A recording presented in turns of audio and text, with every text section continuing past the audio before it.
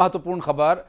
प्रदेश के उप मुख्यमंत्री और स्वास्थ्य मंत्री टीएस सिंहदेव ने सीडब्ल्यूसी की बातों के बाहर आने के विषय पर प्रतिक्रिया दी और उनका यह कहना है कि यह जानना बेहद जरूरी है कि ये सीडब्ल्यूसी के अंदर की जो बातें हैं आखिर ये लीक कैसे हो रही हैं और किसकी वजह से ये बातें बाहर आ रही हैं, ये जानना बेहद जरूरी है।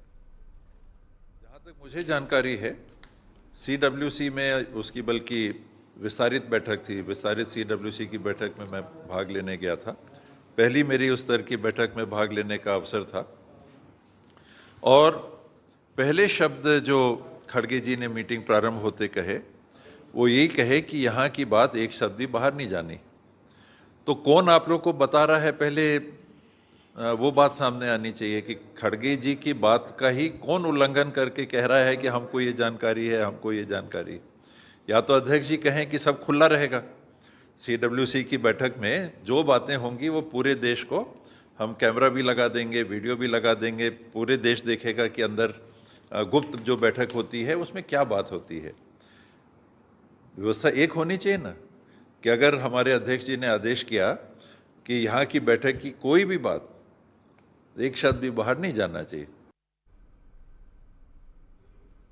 और इस मुद्दे पर भारतीय जनता पार्टी भी लगातार बयानबाजी कर ही रही है। पूर्व मंत्री बृजमोहन अग्रवाल ने भी इस विषय को लेकर एक बयान दिया। बृजमोहन अग्रवाल का कहना है कि मुख्यमंत्री का आवरण उतर चुका है, वो पूरी तरह से बेनकाब हो चुके हैं।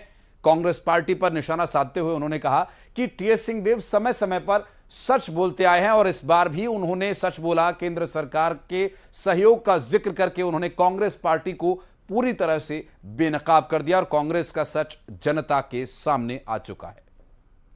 जो आवरण है वो उतर चुका है, वो बेनकाब हो चुके हैं, क्योंकि टीएस सिंहदेव जी समय समय पर जो सही बात है उसको कहते हैं और उन्होंने इस बात को साबित कर दिया है कि केंद्र सरकार से, क्योंकि वो ग्रामीण विकास मंत्री भी रहे हैं, वो स्वास्थ्य मंत्री भी हैं और उन्होंने इस बात को स्वीकार कर लिया है कि केंद्र सरकार से सभी प्रकार का सहयोग हमको मिलता है। और इसके बाद किसी मंत्री से माफ़ी मांगने का आग्रह करना, मुझे लगता है ये कांग्रेस में लोकतंत्र की हत्या है।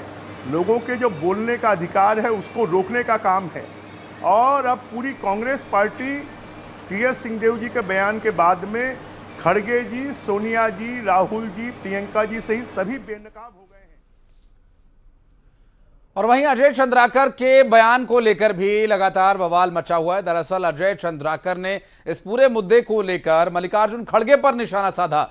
उनका यह कहना है कि इससे पहले तो शशि थरूर भी प्रधानमंत्री की तारीफ कर चुके हैं, लेकिन मल्लिकार्जुन खड़गे की यहीं तक चलती है। टीएस सिंहदेव पर ही वो अनुशासन को लेकर बात कर सकते हैं, शशि थरूर पर कार्रवाई नहीं कर सकते।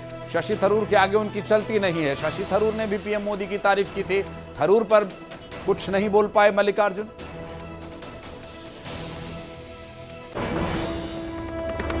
जी की हिम्मत यहीं तो चलेगी। शशि थरूर जी ने प्रशंसा की घोषणा पत्र की जो जारी हुआ दिल्ली डायलॉग्स में G20 के। हिम्मत है शशि थरूर जी को कुछ बोल दें? खड़गे जी हिम्मत ही नहीं है उतनी। और हमारी सहयोगी ममता इस वक्त हमारे साथ मौजूद है, उनके पास चलते हैं, बात करेंगे। ममता, चाहे बृजमोहन अग्रवाल हों, अजय चंद्राकर हों, ये पीएम मोदी की तारीफ करने का जो विषय है, टीएस सिंहदेव का जो ये मामला है, ये बातें अभी इसी के इर्द गिर्द भारतीय जनता पार्टी की घूम रही हैं। मल्लिकार्जुन खड़गे को भी इसके संबंध में निशाने पर लिया गया है। चुनावी मुद्दा होता जा रहा है अब तो ये।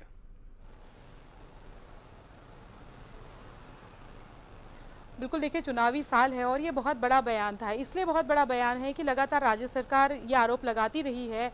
खुद मुख्यमंत्री भूपेश बघेल का भी लगातार बयान आता रहा है और खुद टीएस सिंहदेव भी जीएसटी के मामले में केंद्र सरकार को घेर चुके हैं। और ऐसे में यदि प्रधानमंत्री की उपस्थिति में वो ये कहते हैं कि केंद्र से जितना सहयोग चाहा उतना मिला है, तो कहीं ना कहीं वो मंच पर तारीफ करते हैं।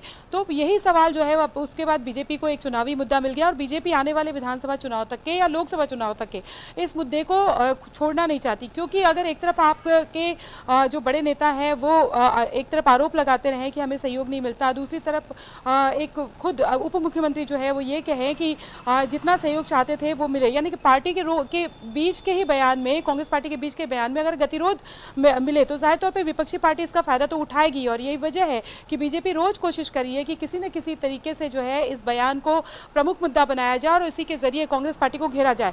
दूसरी तरफ अगर हम बात करें तो ये बयान वाकई इतना बड़ा था कि सीडब्ल्यूसी की बैठक में और सीडब्ल्यूसी की विस्तारित जो बैठक है उसमें भी यह बयान जो है वो काफी गरमाया था। और इस बैठक को लेकर जो सूत्र बताते हैं वो ये भी कहते हैं कि कांग्रेस के राष्ट्रीय अध्यक्ष मल्लिकार्जुन खड़गे ने साफ साफ तौर पर कहा कि बयानबाजी से बचे। और दूसरी बात अगर हम बात करें तो बयानबाजी सोच समझ कर दे। इसको लेकर ये भी बात आई कि जो है वो स्वास्थ्य मंत्री जो उप मुख्यमंत्री टीएस सिंहदेव हैं, उन्होंने अपने बयान को लेकर खेद भी व्यक्त किया, माफी भी मांगी।